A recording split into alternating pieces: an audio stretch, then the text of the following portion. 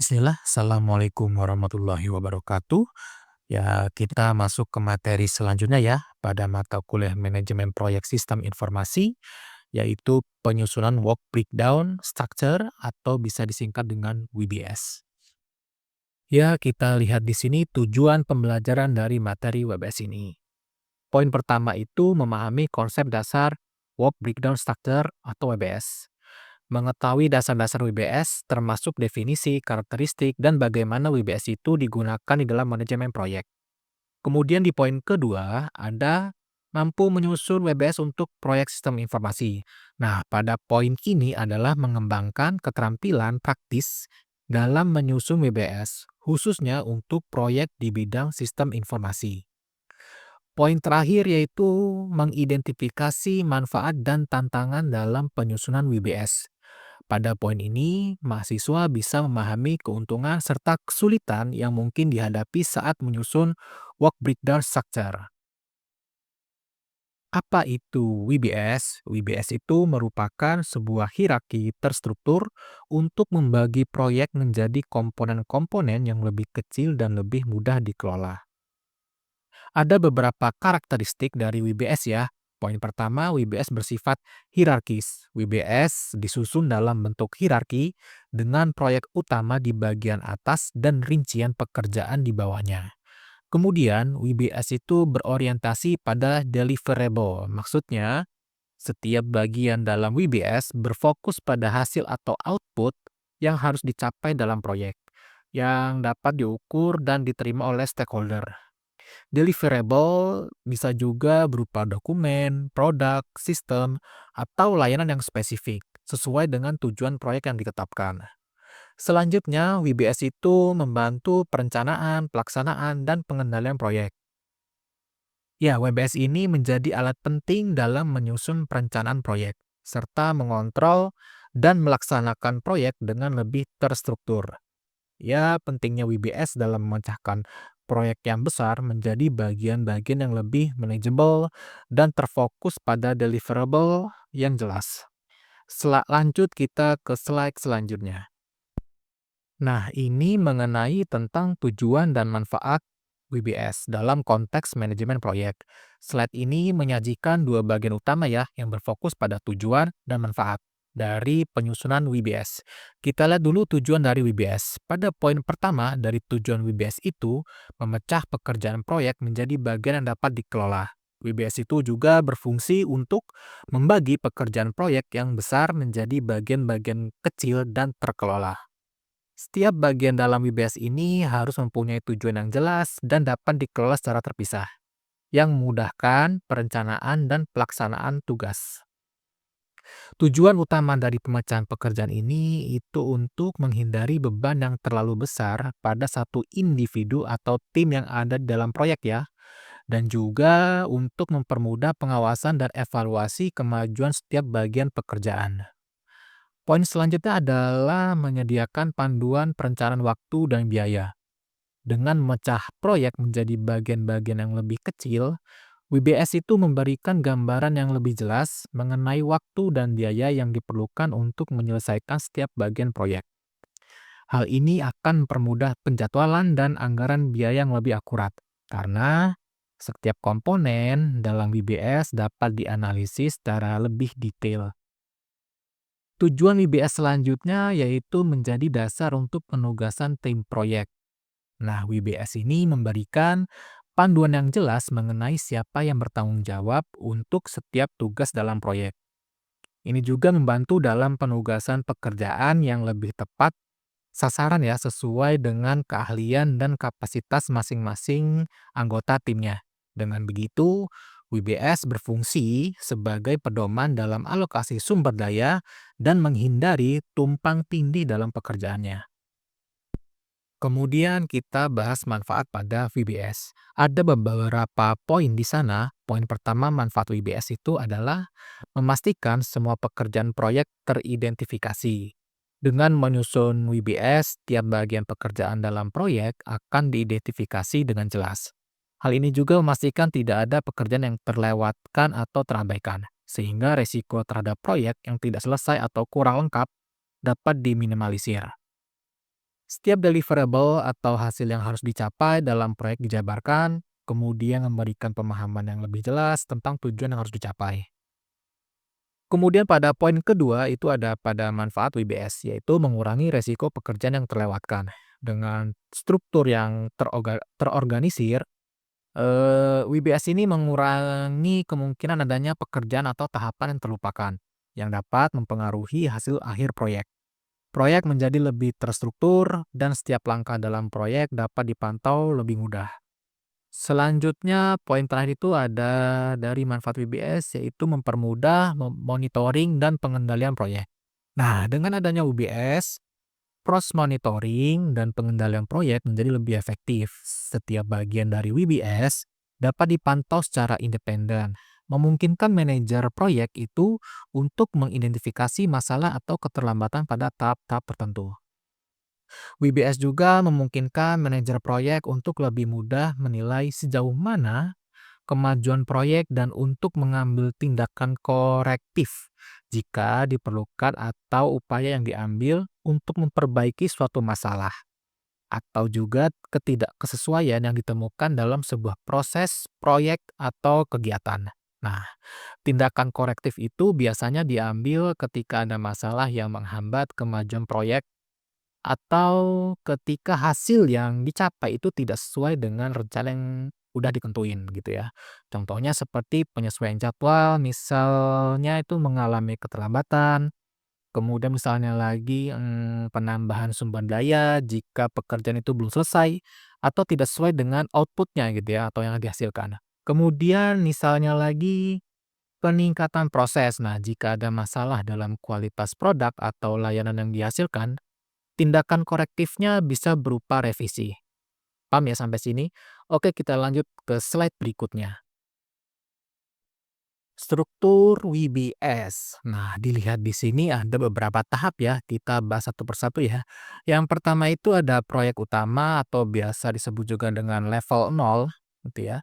Proyek utama ini adalah elemen paling atas dalam WBS yang mewakili keseluruhan proyek. Semua pekerjaan yang harus dilakukan dalam proyek ini akan terorganisir dan dibagi ke dalam komponen-komponen yang lebih kecil di bawahnya. Nah, pada tahap ini, proyek akan memiliki gambaran besar mengenai apa yang harus dicapai. Pada poin kedua yaitu deliverable utama proyek atau level 1 ya. Deliverable utama adalah hasil atau output utama yang dihasilkan oleh proyek. Dalam konteks WBS, deliverable utama akan dibagi menjadi subkomponen yang lebih kecil dan spesifik. Setiap deliverable utama berfungsi sebagai tonggak yang lebih besar dalam proyek dan bisa mencangkup beberapa hasil yang perlu dicapai ya dalam tahapan proyeknya. Selanjutnya poin ketiga yaitu sub-deliverable atau paket kerja atau level 2 dan seterusnya ya. Di bawah deliverable utama ada sub-deliverable atau paket kerja yang lebih kecil. Ini adalah komponen yang lebih rinci dan terfokus pada pekerjaan tertentu. Paket kerja ini menunjukkan aktivitas-aktivitas atau tugas-tugas yang lebih konkret dan bisa lebih mudah dikelola oleh tim. Setiap paket kerja dapat dipecah lebih lanjut menjadi bagian yang lebih kecil jika diperlukan, tergantung pada kompleksitas tugasnya. Selanjutnya poin keempat yaitu aktivitas atau tugas individu, level 3 dan seterusnya. Pada tingkat lebih rendah dalam WBS, kita menemukan aktivitas atau tugas individu. Ini adalah komponen paling mendetail yang menggambarkan pekerjaan spesifik yang harus dilakukan untuk menyelesaikan sub-deliverable. Aktivitas ini bisa berupa tugas sehari-hari yang lebih spesifik yang dikerjakan oleh individu atau kelompok kecil dalam tim proyeknya. Contoh proyek pengembangan sistem e-commerce. Kita lihat di sini pada level 1 pengembangan sistem. Nah, level pertama ini menunjukkan proyek utama, yaitu pengembangan sistem e-commerce secara keseluruhan. Ini adalah deliverable utama dari proyek, yang mencangkup semua pekerjaan yang perlu dilakukan untuk membangun sistem e-commerce yang fungsional. Proyek utama ini berfungsi sebagai panduan keseluruhan dan fokus dari pekerjaan yang harus dilakukan dalam proyek. Semua tugas dan deliverable akan mengarah pada penyelesaian proyek pengembangan sistem e-commerce. Kemudian level 2 front end, back end, dan database. Di bawah proyek utama itu level 1, WBS dibagi menjadi 3 komponen utama yang lebih besar yang diperlukan untuk membangun sistem e-commerce. Yang pertama ada front end. Nah, front end ini bagian dari sistem yang berinteraksi langsung dengan pengguna. Pengembangan front end mencangkup pembuatan antarmuka pengguna atau UI ya, yang menarik dan yang mudah digunakan. Di sini elemen seperti desain UI UX akan dikembangkan. Kemudian selanjutnya back end ya. Back end adalah bagian dari sistem yang menangani logika dan pemrosesan data di balik layar. Back-end mengelola server, database, dan aplikasi yang bekerja untuk mendukung antarmuka front-end. Selanjutnya ada database. Nah, database ini adalah bagian yang bertanggung jawab untuk pengelolaan data. Sistem e-commerce membutuhkan database untuk menyimpan informasi produk, pengguna, transaksi, dan lain-lain sebagainya ya. Pembagian ini termasuk front-end, back-end, dan database itu membuat proyek menjadi lebih terfokus pada 3 area yang besar ini ya, yang memiliki tugas dan tanggung jawabnya masing-masing. Memudahkan manajer proyek dalam memonitor dan mengelola kemajuan di setiap bagiannya. Selanjutnya level 3 ada desain UI UX, API development, dan setup database. Level ketiga merinci tugas-tugas spesifik yang perlu dilakukan dalam setiap komponen dari level 2. Nah, ini termasuk juga desain UI UX ya. Tugas ini mencangkup desain antarmuka pengguna UI dan pengalaman pengguna UX. Desain UI ini bertujuan untuk membuat tampilan antarmuka yang menarik dan mudah digunakan. Sementara desain UX memastikan pengalaman pengguna yang lancar dan memuaskan. Kemudian ada API development atau backend ya. Pada level backend ini, API dikembangkan untuk memungkinkan komunikasi antara front-end dan back-end. API juga memungkinkan integrasi dengan sistem lainnya ya, seperti gateway pembayaran, sistem pengiriman, dan lain sebagainya. Selanjutnya ada setup database. Nah, ini adalah tugas pengaturan dan konfigurasi database untuk sistem e-commerce. Setup database termasuk merancang skema database, mendefinisikan tabel, dan memastikan data disimpan dengan cara yang efisien dan aman. Pembagian pada level ketiga ini sangat detail ya, memastikan bahwa setiap bagian dari proyek dipecah lebih lanjut menjadi tugas yang spesifik dan terukur. Hal ini memudahkan penugasan, pelaksanaan, dan evaluasi progres secara rinci. Bisa ditarik kesimpulan bahwa struktur WBS ini pada proyek ini menunjukkan bagaimana proyek pengembangan sistem e-commerce dibagi menjadi beberapa level. Setiap level lebih terperinci ya, dimulai dengan gambaran besar proyek di level 1, diikuti oleh pembagian besar proyek ke dalam 3 komponen utama di level 2, dan akhirnya merinci tugas-tugas spesifik yang lebih kecil pada level 3. Nah, ini membuat pengelolaan proyek lebih mudah dan terstruktur, serta juga membantu dalam pemantauan progres dan alokasi sumber daya. Proses penyusunan WBS yang menunjukkan langkah-langkah penting dalam menyusun WBS untuk suatu proyek. Yang pertama ada identifikasi deliverable. Nah, langkah pertama dalam penyusunan WBS adalah mengidentifikasi output utama dari proyek, yaitu deliverable. Nah, deliverable adalah hasil atau produk yang diharapkan dari proyek tersebut. Ini bisa berupa barang, sistem, layanan, atau dokumen yang jelas dan terukur. Mengidentifikasi deliverable sangat penting ya, karena semua pekerjaan dalam proyek akan diarahkan untuk menghasilkan output ini. Tanpa mengidentifikasi deliverable yang jelas, proyek akan sulit untuk diarahkan dan dilaksanakan dengan baik.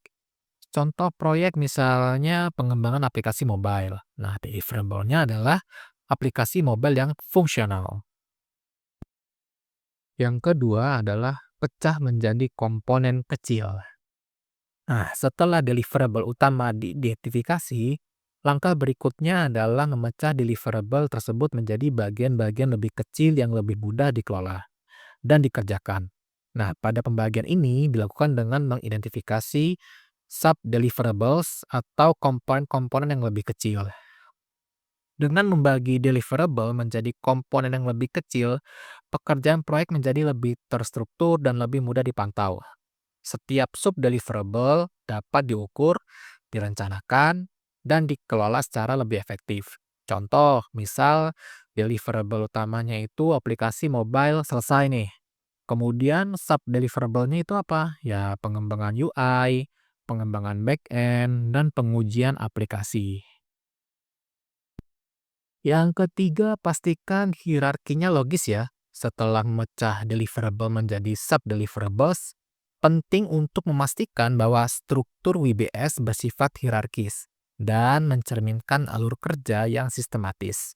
Hal ini berarti bahwa setiap komponen pekerjaan itu harus disusun dalam urutan yang logis dan sesuai dengan cara kerja proyek yang akan dilakukan. Nah, hierarki yang logis memungkinkan pengelolaan proyek yang lebih mudah karena pekerjaan dalam proyek akan dipecah dengan cara yang mencerminkan proses atau tahapan yang harus dilakukan. Nah, ini juga memudahkan dalam pelaporan dan pemantauan progres. Contoh, misal pada level 1 pengembangan aplikasi mobile, kemudian di level 2 ada desain UI, terus kemudian ada pengembangan back-end, pengujian aplikasi gitu ya. Dan pada di level ketiga itu ada desain layar utama, kemudian ada pengaturan API, selanjutnya ada pengujian fungsinya. Begitu ya. Paham ya sampai sini? Selanjutnya yang keempat, validasi dengan tim. Langkah terakhir dalam proses penyusunan WBS adalah validasi dengan tim proyek. Ini berarti melibatkan seluruh anggota tim untuk memastikan bahwa semua pekerjaan yang diperlukan dalam proyek telah teridentifikasi dan dibagi dengan benar. Validasi dengan tim sangat penting untuk memastikan bahwa semua tugas yang harus dilakukan selama proyek tidak terlewatkan dan bahwa struktur WBS mencerminkan penyataan pekerjaan yang perlu dilakukan. Tim juga dapat memberikan umpan balik atau penyesuaian yang berguna berdasarkan keahlian dan pengalaman mereka. Contoh misalnya mengadakan pertemuan tim untuk meninjau WBS yang telah disusun dan memastikan bahwa semua tugas yang dibutuhkan telah tercakup dengan benar.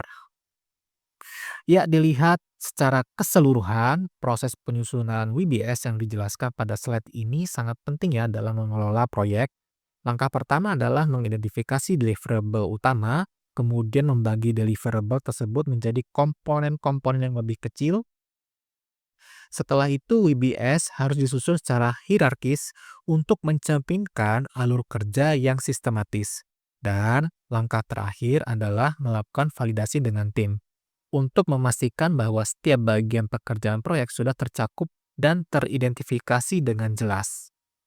Proses ini memastikan bahwa proyek berjalan dengan lancar, setiap tugas terorganisir dengan baik, dan progres dapat dipantau juga dengan secara efektif. Teknik penyusunan WBS. Yang pertama itu ada top-down approach. Pendekatan ini dimulai dari proyek utama atau dari deliverable yang lebih besar. Kemudian dipecah menjadi sub-deliverables yang lebih kecil dan lebih terperinci. Mulailah dengan menentukan tujuan utama atau deliverables yang besar ya dari proyek, misalnya sistem e-commerce selesai gitu ya, untuk sebuah proyek pengembangan aplikasi e-commerce. Setelah itu, proyek utama tersebut dipecah menjadi komponen yang lebih kecil dan lebih terperinci, seperti pengembangan front-end, kemudian ada back-end, dan database-nya. Pembagian ini juga dilakukan secara bertahap ya, sampai mencapai level yang lebih spesifik seperti pengembangan UI UX-nya, kemudian API-nya, dan setup database-nya. Keuntungannya apa ya? Keuntungannya itu memberikan gambaran besar terlebih dahulu yang memudahkan untuk melihat keseluruhan proyek dan memastikan bahwa semua bagian utama proyek itu diidentifikasi terlebih dahulu sebelum merinci lebih lanjut. Contohnya seperti proyek. Nah, proyek pengembangan sistem e-commerce yang sudah kita bahas sebelumnya ya. Yang di level satunya tuh pengembangan sistem e-commerce, kemudian di level 2 ada front end, kemudian ada back end-nya, dan database. Kemudian di level 3 ada desain UI UX-nya. Kemudian ada API development-nya. Kemudian dan setup database-nya. Yang kedua ada bottom up approach. Pendekatan ini dimulai dengan mengidentifikasi aktivitas kecil yang perlu dilakukan dalam proyek. Kemudian menggabungkannya menjadi deliverable atau komponen yang lebih besar.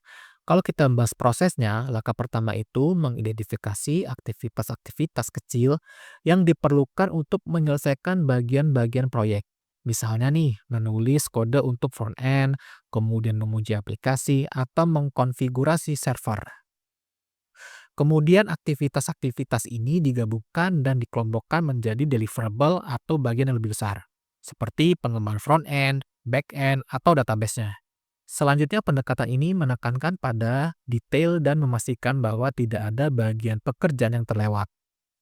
Keuntungannya apa?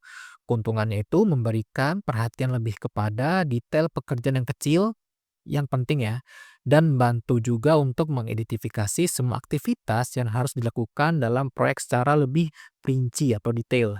Nah, contohnya pada aktivitas kecil misalnya itu menulis kode untuk front end-nya, kemudian melakukan pengujian unitnya dan dibaginya ya. Kemudian deliverable utama adalah pengembangan front end-nya. Yang ketiga ada As of Templates. Nah, pendekatan ini melibatkan penggunaan template dari proyek serupa yang sebelumnya telah dilakukan. Template ini memberikan dasar atau kerangka untuk menyusun WBS dengan lebih cepat dan mudah. Kalau kita bahas prosesnya ya, mencari template WBS dari proyek yang mirip misalnya proyek pengembangan perangkat lunak sebelumnya gitu ya. Dan template ini akan mencangkup elemen-elemen yang sudah terstruktur. Dan Anda juga dapat menyesuaikan atau memodifikasinya sesuai dengan kebutuhan proyek yang sedang dikerjakan. Keuntungannya apa? Ya, mempercepat proses penyusunan WBS karena Anda juga tidak perlu mulai dari awal, ya kan? Template memberikan panduan dasar yang solid dan menghindari juga kelebihan detail atau ketidakteraturan karena template sudah mencangkup bagian-bagian penting. Contohnya, jika Anda bekerja pada proyek pengembangan perangkat lunak nih, Anda dapat menggunakan template WBS dari proyek perangkat lunak lainnya yang sudah selesai gitu ya. Kemudian menyesuaikannya dengan spesifikasi proyek Anda. Begitu kira-kira. Template WBS yang tree view. Nah, tree view itu sendiri adalah representasi visual dari WBS yang mengorganisasi pekerjaan proyek dalam bentuk hierarki atau pohon. Kolom utama mencantumkan informasi penting seperti judul proyek, nomor proyek, manajer proyek, kemudian ada klien atau sponsor, dan tanggal dokumennya. Di bawah judul proyek, itu terdapat beberapa aktivitas utama atau level 1 ya, yang masing-masing terbagi lagi menjadi subaktivitas atau tugas lebih kecil, seperti level 2, level 3, dan lain sebagainya ya.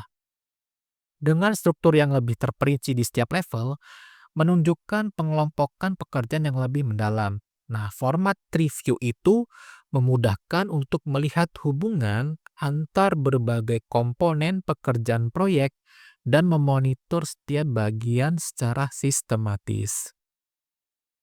Template WBS yang tabular view. Nah, tabular view itu adalah format tabel yang menyusun aktivitas dan subaktivitas dalam kolom dan baris. Setiap aktivitas dipecah menjadi tugas dan subtask atau subtask ya, subtask di tingkat yang lebih detail. Format ini memungkinkan pekerjaan untuk dicatat secara lebih terstruktur dalam bentuk tabel, memudahkan pemantauan dan pengelolaan tugas. Di bagian atas tabel terdapat informasi proyek seperti judul proyek, nomor proyek, manajer proyek, kemudian ada klien atau sponsor, dan tanggal dokumennya. Nah, tabular view itu lebih cocok untuk proyek yang membutuhkan detail terperinci yang mudah dilacak dalam format berbasis kolom. Jadi template format WBS yang mana nih yang cocok digunain? Kalau pilih tree view, jika Anda lebih memerlukan gambaran besar proyek dan hubungan antar elemen proyek secara visual. Kalau jika pilih tabular view, Anda membutuhkan struktur tabel yang mudah untuk mengelola dan melacak tugas secara lebih detail. Tantangan dalam penyusunan WBS. Yang pertama, terlalu detail sehingga sulit dikelola. WBS yang terlalu rinci dapat membuatnya sulit untuk dikelola. Ketika pekerjaan dibagi menjadi terlalu banyak sub-deliverables dan aktivitas, maka kontrol dan pemantauan menjadi lebih rumit. Yang kedua, tidak mencangkup semua aktivitas proyek. Salah satu masalah umum adalah kurangnya cakupan aktivitas dalam WBS. Jika beberapa aktivitas penting tidak dimasukkan, maka proyek bisa menghadapi kekurangan sumber daya atau pengawasan di daerah tersebut atau di area tersebut. Yang ketiga, itu ketidaksesuaian antara deliverable dan tujuan proyek. Jika deliverable yang tercantum dalam WBS tidak sejalan dengan tujuan proyek yang lebih besar, maka hal ini dapat menyebabkan ketidakefektifan dan penyimpangan dalam proyek. Yang keempat, itu kurangnya kolaborasi dengan tim. Penyusunan WBS yang kurang kolaboratif dapat menyebabkan kesalahan atau bagian yang terlewatkan. Tanpa melibatkan tim, proyek mungkin tidak memperhitungkan semua keahlian atau perspektif yang diperlukan. Tantangan dalam penyusunan WBS seringkali muncul dari ketidakseimbangan antara tingkat detail, cakupan aktivitas, kemudian kesesuaian deliverable dengan tujuan proyeknya, dan kurangnya kolaborasi. Solusinya untuk tantangan-tantangan ini adalah memastikan keseimbangan ya, kemudian melibatkan tim, dan memverifikasi kesesuaian setiap elemen dengan tujuan proyek secara menyeluruh. Solusi dalam penyusunan WBS. Pertama, gunakan standar yang sesuai ya, misal kayak PMBOK. Menggunakan standar yang diakui seperti PMBOK itu dapat memastikan bahwa penyusunan WBS dilakukan dengan cara yang terstruktur dan konsisten. PMBOK juga memberikan pedoman yang jelas dalam menyusun WBS dan memastikan bahwa semua komponen proyek tercakup dengan benar. Mengikuti standar ini membantu mengurangi kemungkinan kesalahan dan memastikan bahwa setiap aspek proyek dikelola secara profesional. Kedua, libatkan stakeholder dalam proses penyusunan. Melibatkan stakeholder seperti tim proyek, klien, atau sponsor dalam proses penyusunan WBS akan membantu untuk memastikan bahwa semua perspektif dan keahlian tercakup dalam struktur WBS. Hal ini juga meningkatkan pemahaman bersama tentang tujuan proyek. Kolaborasi dengan stakeholder akan memperkaya WBS dan mengurangi resiko kehilangan elemen penting ya, atau tidak menyeluruh. Ketiga, lakukan validasi setelah penyusunan. Nah, setelah WBS disusun, penting untuk melakukan validasi untuk memastikan bahwa semua pekerjaan proyek telah teridentifikasi dengan benar dan sesuai dengan tujuan proyek. Validasi ini dapat dilakukan dengan memeriksa kesesuaian antara WBS dan tujuan serta deliverable proyek. Validasi akan memastikan bahwa WBS yang disusun benar-benar mencerminkan seluruh pekerjaan yang perlu dilakukan, serta mencegah kesalahan atau kelalaian yang dapat mempengaruhi keberhasilan proyek. Mungkin cukup sekian pembahasan materi penyusunan WBS ini pada mata kuliah Manajemen Proyek Sistem Informasi. Saya akhiri, Barakallahu Fikum.